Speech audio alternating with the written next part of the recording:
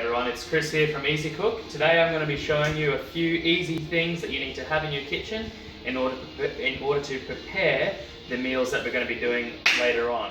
Okay, so we're going to get started. Just keep in mind that if you don't have any of these things, that's all fine. I'll show you some tricky tips and quick shortcuts in order to get by without some of the things that you may not have, but I'll also show you the things that you definitely do need. Okay, I'm going to get my cameraman to come over here for a second and show you these knives. Okay, so knives are going to be 90% of everything that you will use in the kitchen at any one time. Okay, so you've got a couple of different things. You've got the paring knife here. This is great for veggies. You'll use this all of the time to top and tail your vegetables. You'll use that 100% of the time for vegetables, fruits, whatever. This here is a serrated knife. In Australia, a lot of people are going to call it a bread knife. That's fine. You can use it to slice bread.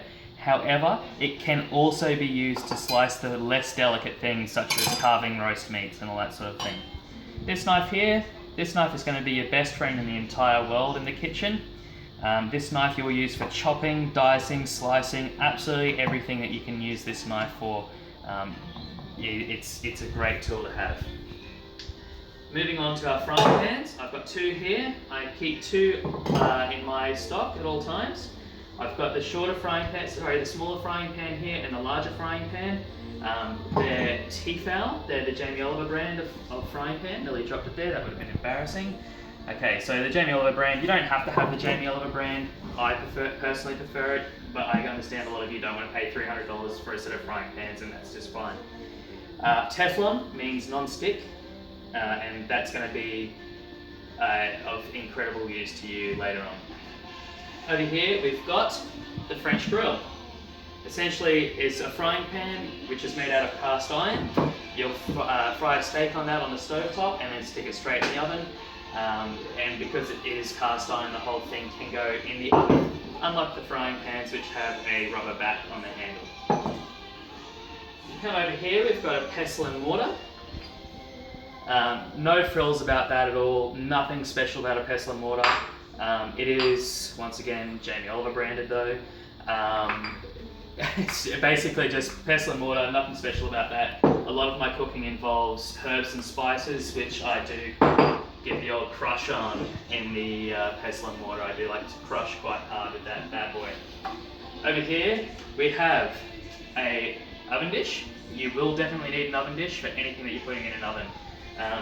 Once again, you can use this, but for the bakes and other things, this bad boy here is invaluable to you. Okay, we've got a pair of saucepans. You will definitely need two saucepans. With almost every single dish that I do, it will involve at least two of these. I understand a lot of people don't have two saucepans, that's fine. You're just going to have to get really used to and good at washing them out. Colander, no surprises about this bad boy either. Just flash metal. I only use metal because the plastic ones are a little bit flimsy. I don't really like the flimsiness of the plastic ones. A garlic crusher, not essential. Once again, Jamie Oliver branded. You can kind of tell I like Jamie Oliver a little bit. But garlic crusher, you don't need that. Once again, that bad boy can get you out of trouble if you don't have a garlic crusher. Pair of tongs. As much as I like to say that fingers are for burning, a lot of you probably won't agree with me and will want a pair of these for obvious reasons. A whisk. Once again, nothing special about it, just a whisk. And a spatula and a spoon. Now, because I have the Teflon frying pans, I don't like using metal on my Teflon. Metal reduces the life of the Teflon, and if you continue to use metal on it, they become no longer non-stick. And of course, underneath, I've got the chopping board. Now, the chopping board is important, and you will definitely need one, because if you do live with your parents aren't going to want you to do this on their nice benches, because it'll end up cutting through it, and if you're a renter, I doubt you're going to get your lawn back if you cut through the Laminex on the bench. So as you can see, that's about it. This is my basic setup. If you don't have these, don't panic. Just remember the essentials. Large frying pan, A good knife, make sure your knives are always sharp. We'll go through sharpening knives and all that in a later video. Your oven dish is also an essential. Saucepan, and apart from the garlic crush, everything you see on this board, including the board. Anyway, that's it for today. I hope you have a lovely week, and I'll see you again next week. Cheers.